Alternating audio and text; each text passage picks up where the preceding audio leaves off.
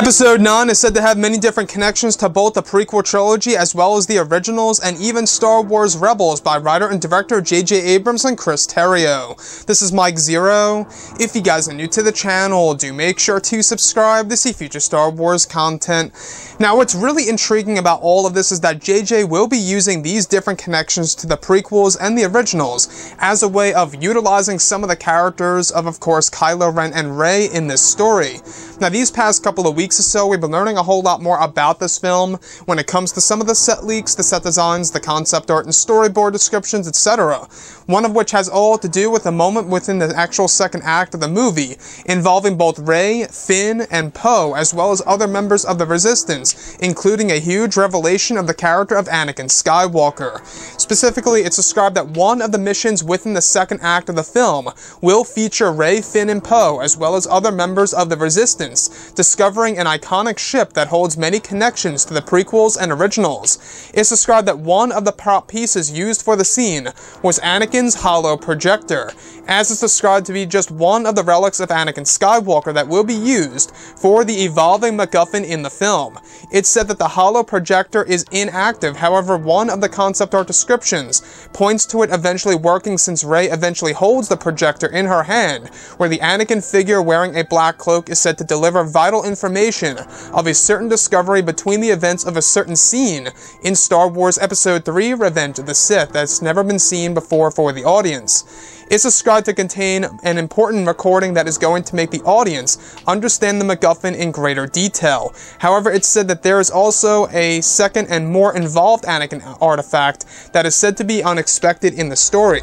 So I want to go over a couple of parts about this and as to why all of this is really starting to connect to Revenge of the Sith, as well as explaining new elements of Episode 3 by J.J. Abrams using Episode 9 as doing so. So what's really interesting about all of this is that we heard about this lightly before a couple of weeks ago, that the MacGuffin has something to do with, of course, Anakin Skywalker artifacts. So there are going to be numerous Anakin artifacts, or at least 3, maybe 2 of them at most, that Rey, Finn, and Poe will discover that's going to be used for the evolving MacGuffin in this story. In case you guys have no idea, the MacGuffin is a plot device in, of course, Episode 9 in order to move the story forward. Think, of course, the map of Luke Skywalker. That's the MacGuffin of The Force Awakens. So in this scenario, Rey actually comes across the holo projector of Anakin Skywalker that contains vital information, vital recordings that Anakin actually recorded in between the events of a specific scene within Revenge of the Sith. So if you actually look at Episode 3, there are a lot of scenes in there that really can be filled in, that will be explained in Star Wars Episode 9 by JJ. Now, we do know that there are going to be a lot of scenes in this movie that do reflect on the prequels and in the originals that will change how we view the Skywalker saga. So, like I say, even Richard E. Grant said before on the Radio Times interview that this movie is going to have so many earth-shaking twists and turns that it's just going to surprise everybody. And it seems as though that this is The Last Jedi where, they said huge surprises here and there. Since this is the final installment of the Skywalker saga, we do know that J.J. Abrams is going all out and is deciding to go out with a bang with this movie. And to me, that's a great thing, because not only is this movie going to have a lot of nostalgia, a lot of fan service, things that fans want to see in a Star Wars movie, but it's also really going to deliver when it comes to these revelations. Now, like I say, when it comes to these Anakin Skywalker revelations, it's all about how it's written, how it's executed on the big screen, and how it's really going to fit into the story and move the character of Rey forward, right? If it really can't do all of that successfully, it's just going to feel shoehorned and like it makes no sense. If you look at Leia's hologram, for example, right?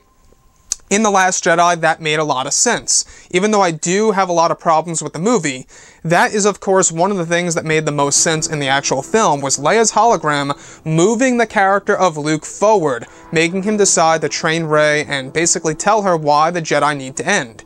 So, looking past all of this, alright, I will say that, using the Anakin artifacts, including the holo projector of Anakin and how it contains vital recordings, vital information that will be used in order to move the character of Rey forward, you can only imagine what her connection really is to the prequel trilogy era and exactly what her mission is going to be in this movie. Honestly, guys, I am fascinated by this movie because of how mysterious it really is right now and how mystified I really am when it comes to the character of Rey and where she's going, as well as Kylo Ren's endgame in this movie.